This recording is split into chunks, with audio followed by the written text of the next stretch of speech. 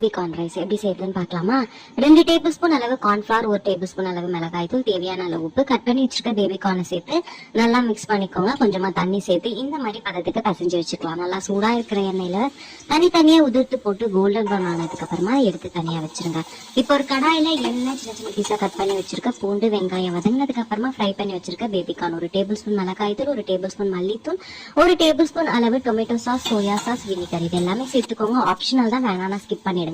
கொஞ்சமா நல்லா மிக்ஸ் பண்ணி விட்டுட்டு கூடவே வடிச்சு அரை வச்சு வச்சிருக்க சாதம், தேவையான நல்லா உப்பு, கொஞ்சமா கொத்தமல்லி தழையும் சேர்த்து நல்லா லோ ஃபிளேம்ல வச்சு மிக்ஸ் பண்ணி இறக்குறீங்கன்னா ஒரு சூப்பரான பேபி கார்ன் ரைஸ் ரெடி ஆயிடுச்சு. கண்டிப்பா இந்த ரெசிபியை ட்ரை பண்ணி பாருங்க. சாப்பிடுறதுக்கு ரொம்பவே ஈஸி, செய்யறதும் அதை விட ரொம்ப சிம்பிள். வெஜிடபிள் ஸ்டஃப்டு சப்பாத்தி எப்படி செய்யுதுன்னு பார்த்துக்கலாமா? வேக வச்ச உருளைக்கிழங்கு ஒன்று எடுத்துக்கலாம். கேபேஜ், பீன்ஸ், கொஞ்சமா கேரட் இதெல்லாம் சின்ன சின்ன பீஸா சாப் பண்ணி எடுத்துக்கோங்க. கூடவே தேவையான உப்பு, 1 டேபிள் ஸ்பூன் மிளகாய் தூள், 1/2 டேபிள் ஸ்பூன் மல்லித்தூள், 1/4 table spoon garam masala, 1/4 table spoon அளவு சாட் மசாலா.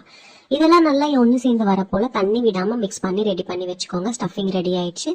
வழக்கமா சப்பாத்திக்கு மாவு எப்படி பிசைவீங்களோ அதே மாதிரி மாவு பிசைஞ்சிட்டு நடுவில் ஸ்டஃபிங்கை வச்சுட்டு இந்த மாதிரி ஃபோல்டிங் மெத்தட்ல ஃபோல்ட் பண்ணி வச்சுக்கோங்க.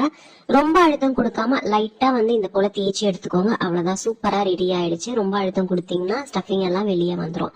சூடா இருக்கிற பேன்ல இதை போட்டு கொஞ்சமா எண்ணெய் விட்டு இல்லைன்னா கீ கூட நீங்க ஆட் பண்ணிக்கலாம். திருப்பி திருப்பி போட்டு லோ ஃபிளேம்ல வச்சு குக் பண்ணுங்க. அப்பதான் காய்கறியும் நல்லா வெந்து வந்துடும். அவ்வளவுதான், சூப்பரான வெஜிடபிள் ஸ்டஃப்டு சப்பாத்தி ரெடி ஆயிடுச்சு. கண்டிப்பா ட்ரை பண்ணி பாருங்க. ரொம்ப ஈஸியான ரெசிபி.